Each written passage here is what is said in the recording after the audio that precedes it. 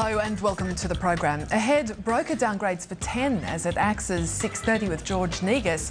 Warnings about an ad market recession next year from Goldman Sachs. And we chat to the host of Grand Designs UK, Kevin McLeod, about the expansion of the brand into live home show events. But first, it's been talked about for 2 years, but The Australian is set to become the first of the News Limited newspapers to charge for premium online content here in Australia on Monday. So will the freemium model work, or will readers look elsewhere on the web for their news content? Our co-host James Manning, the editor and publisher of Mediaweek, is here. And to discuss this, we're joined by Nick Hopkins, the digital editor at The Australian, live from our Melbourne studio. Nick, thank you so much for speaking with us. Just wanted to ask you, firstly, about the announcement today of when this is going to start and what it's going to involve, this freemium model. Well, it begins on Monday. We launched the digital subscriptions on Monday morning, first thing.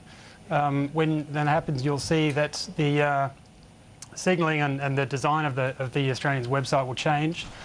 Quite a significant change. It's, as you said in the introduction, about 2 years in the making for us, and a lot of talk.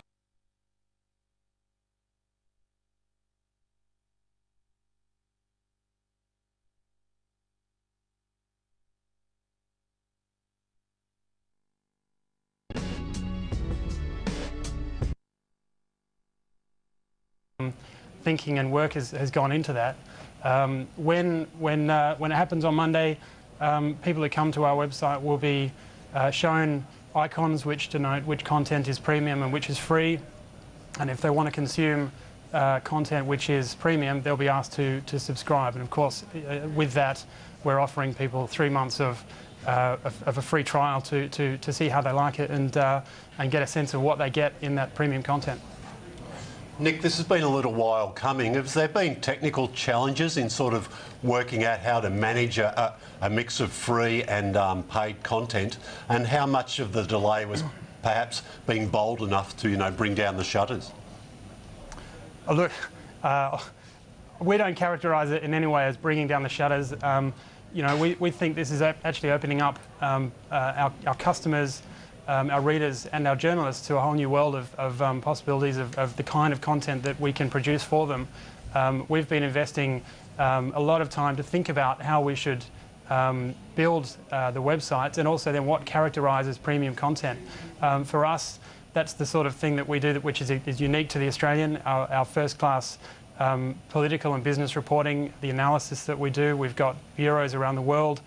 We've got bureaus in every city. And what The Australian does is all about first-class, high-quality journalism, and you'll find that that's the sort of content that we would ask people to pay for if they're going to become a subscriber. Nick, obviously most people are pretty familiar with the website, but just tell us about the new app and mobile site as well. Yeah, so we'll launch an M site, a mobile site, which when you visit The Australian on a smartphone, like an iPhone or an Android phone, you'll automatically see a new design. Instead of the regular website, you'll see a beautifully designed M site, and that's basically designed with the use case of a mobile user in mind, and that's somebody who's in transit, who's on a train or a bus. And for them, it's all about having direct and quick access to the content rather than having to sort of navigate through a tiny website. It's basically very, very streamlined. You've got the headlines, you've got still the full story, so no sort of truncated stories. You can get videos, there's photographs, there's galleries. So you get pretty much the full experience that you get from the website, but you get it in a nice designed way for a mobile site. And what about the upgraded app? When's that going to be available? We haven't set a time. We are working on the next version of our iPad app and an app for other Android devices. We were the first newspaper to launch an app onto the iPad market, and that's been a very successful product for us. It's done everything that we asked for it and more. But we've come to the point, obviously, when we think we need to enhance that. Some of our competitors have come out into the market with some very good apps, and we like them, and I think that's a good thing for the market to drive people into what is a new medium, a new platform. And the more that we drive as an industry, the more we drive engagement with that, the better. So you'll see that in the new year sometime that we launch a new app with a great list of new features and functionality.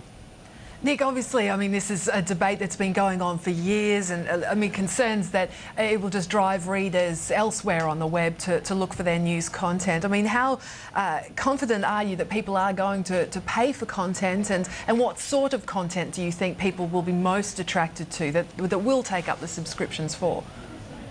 We think that that we're confident that there'll be people who are willing to pay for our content, for premium content.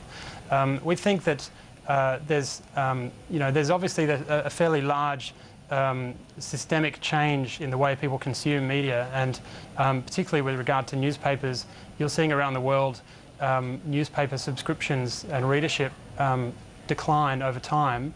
The Australian has held up pretty well in that market, but we're also seeing that there are people who are migrating into a digital world. And for us, the opportunity as it initially is to try and make sure that we appeal to the people who have migrated, or are the people who already consume the Australian in a really dedicated fan. We have thousands and thousands of people who come to the Australian's website as their primary source of information, and we think they're the first people that we would hope subscribe to our digital content. And we also think we want to be in a position where we capture anybody who starts to migrate across from being a traditional print reader into a digital medium. Nick, I'm just wondering if you could explain so there'll be no registration at all needed for the part of the website that will continue to be free. There'll be a registration for the material behind the paywall for the free trial period. Is there any chance that free trial period could be extended, which seems to have already happened at Fairfax?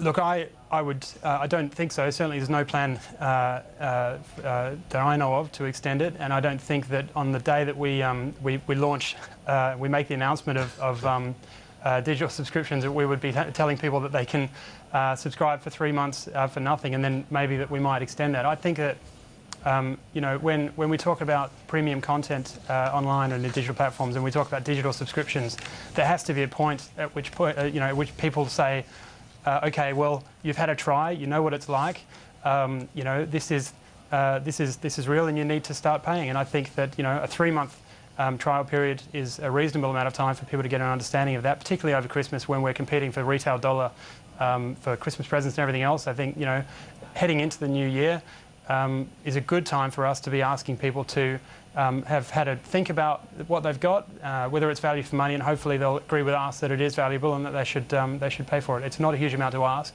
and we think the value proposition is very strong.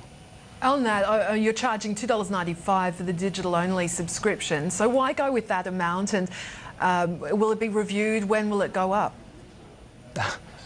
Well, who knows if and when it will go up. The price point we chose, we think, is a good balance between being affordable and not being too low as to devalue the content. You need to make sure that you ascribe some value to what we do, and we think that what we do is valuable. We think that the price point of $2.95 for digital only doesn't drive people. We don't want to drive people away from consuming the newspaper. The newspaper is still a great experience, and we still think we need to continue to grow, if possible, the print newspaper sales. There is evidence to suggest that bundling in the right way, we learnt this from our colleagues at the Wall Street Journal, bundling in the right way can help to grow your print sales. There's nothing to suggest that that might not happen here. So we want to make sure that we get the right price point, and of course we're offering bundles, $4.50 for the print plus the weekend, and a variation. If you're a 6-day subscriber, sorry, if it's $7.95, you get the print and digital combined. With those packages in place, we think that there's the right price point for everybody, hopefully. Nick, you mentioned the Journal then. With the model you've gone with, what else is sort of most similar to it within your group? Well, our model is very similar is most similar to the Wall Street Journal. That's a freemium model, a mix of free and premium. If you look around the world at the various digital subscription models that have been introduced, you can have a look at the New York Times, which has got a metered model. You consume up to 20 stories a month before they ask you to pay. The Times, another fellow newspaper within News Corporation, has gone 100% paid, so everything that you consume apart from the homepage and the index pages is premium.